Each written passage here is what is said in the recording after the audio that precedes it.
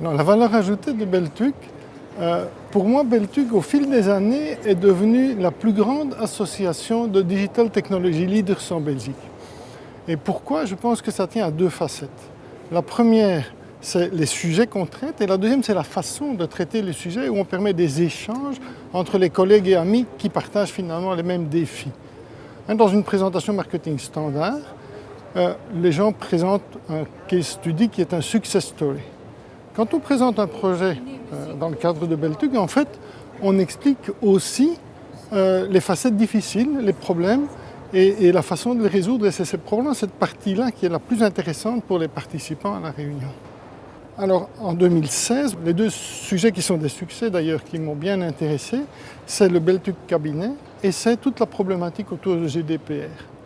Et en fait, ces deux sujets sont un peu liés. Le 25 janvier 2016, au Beltuc Cabinet, les 25 CIO ont vraiment eu un pré-release sur le GDPR, des informations tout à fait nouvelles parce que ça avait été voté en commission du Parlement européen en décembre, mais ça n'a été voté au Parlement européen qu'en avril. Donc on était vraiment en avance et donc Beltuc a pu jouer là un rôle de pionnier en ayant des échanges avec les membres pour avoir le plus d'informations possible sur les problèmes que ça posait et transmettre ça à l'organe de contrôle.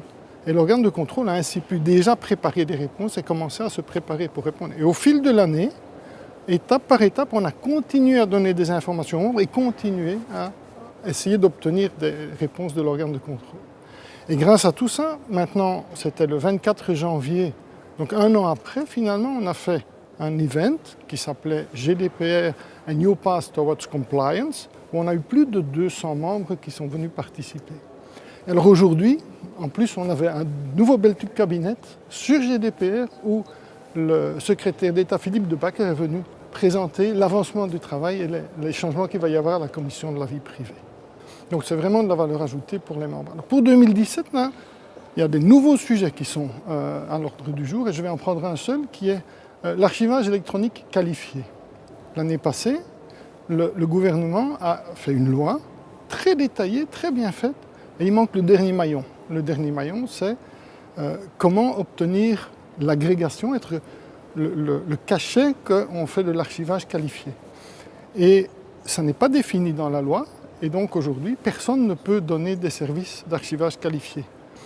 Et donc ce que les membres de Beltuc ont fait, qui sont concernés, c'est faire une proposition pour travailler en commun avec le pouvoir public pour essayer de définir ces règles pour obtenir finalement le cachet de archivage électronique qualifié. Donc on a encore pas mal de pain sur la planche pour 2017.